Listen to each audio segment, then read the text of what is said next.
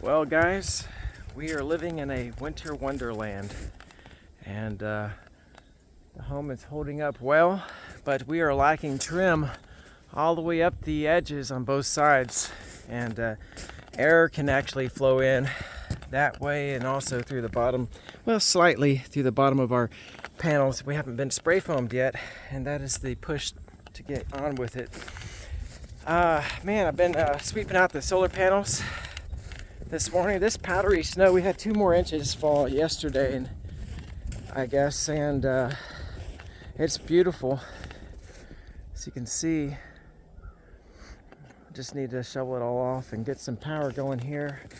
Guys, we're facing a situation here on Wednesday night where it's supposed to get down to 2 degrees. It's set up to -2, at the coldest Fahrenheit. And we're in that right there. So I think we'll bring in the bottom or the back slides there. We got to really do all we can to. Might have to empty out the fresh water tank because there's a little nozzle exposed underneath that, and even wrapping it. Now we have heat cord wrapped around the septic area where that will help heat those tanks. We don't have anything. There's a little drain nozzle on the freshwater tank. We don't have anything there. It might be just safer just to drain it. And then we want to spray foam the inside of our building here. Look how beautiful this is. And I just found out that I was looking at these big industrial sized cans to spray it myself, and then I found somebody who was going to spray it. It would cost basically the same price as me to buy it. And that was good, but it's a lot of money. It's like $9,500 just to do 2 inches throughout this building, which is 40 feet by 48 feet. And that was the best price we got. And it is actually a pretty good bid. But then I found out that if you order these cans, they're smaller cans, like 20, 25, 27 ounces, that it's actually quite a bit cheaper. And then yesterday I found a Cyber Monday sale, and I could do that same job, 2 inches. Now you see the cracks at the top. The metal we got, the pieces we used were like 2 inches short, so it just ended up with that gap up there. But in any case, that'll be all covered with the corner trim across there and then spray foamed. So $5,500 is what that $9,500 job would be the same. So I ordered these cans.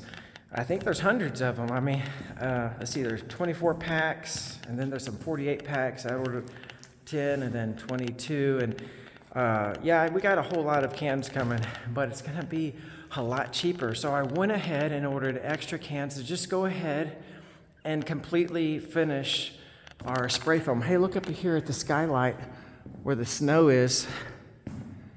I'm not sure how much snow is hanging out up there, but we had like 11 inches the other day and then 2 more inches last night.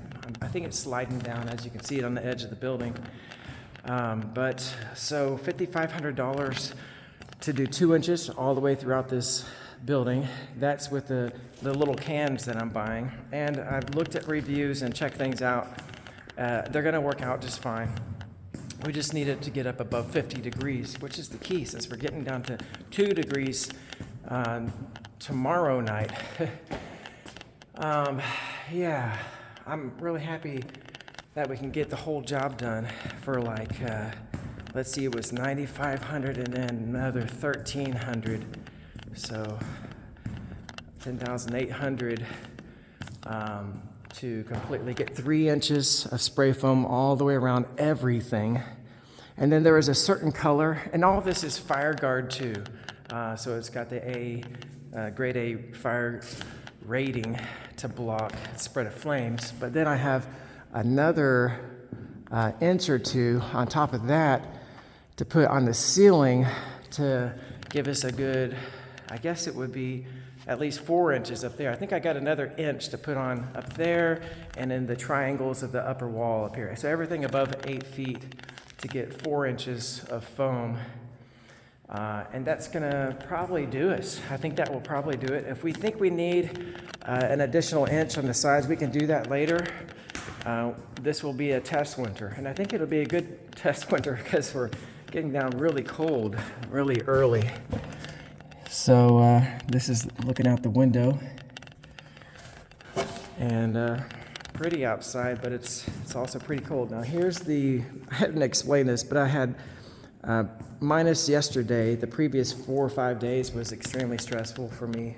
A lot of things kind of went wrong here. We were pushing to get the ridge cap on and different stuff, but here are garden hoses used to fill our RV from our pump inside of here. And we took the pump out because it stopped sucking very well. It's cold here, and I hope it's just that we can actually get water today. This is our chance to get water, fill up our tanks. Tomorrow we'll probably end up doing showers tomorrow night and using up that water, putting it into the gray water tank, which we have heated with that cord, which will warm the underbelly, but draining the rest of the fresh water so that we don't risk freezing around a crucial area where water comes into the tank and comes out of the tank. That's kind of that's an area I want to really protect. And since I can't protect it super well at 0 degrees, we might just drain that tank. But anyway, I got power coming in underneath the slab into this corner here, which I rigged this up before we poured the concrete. And we got outlets. Here's our first 2 outlets. My nephew Anthony helped me hook those up right before he had to leave, right before the snowstorm. And we have power going into this building from the RV down there, which is quite fun. And I have another inverter and another battery system that I can bring in here. So I can get power from that corner hooked to another cord right there to bring it all the way to this clump right here. And we can distribute from here if we need to. So these are the things we're anticipating, and we're asking for prayers.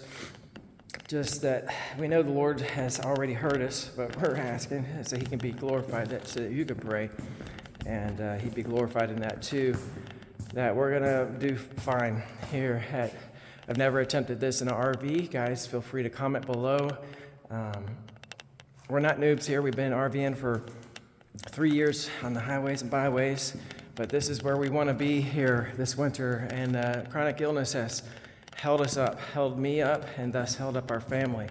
So the key task today would be to get this wood-burning stove, all the pipes up and going out that wall so I can have some type of heat in here. Underneath this little cover here is a big pot, and is my tea tree, like literally like the tea leaves that you have for your tea, that kind of tree, which also blooms and is pretty cool.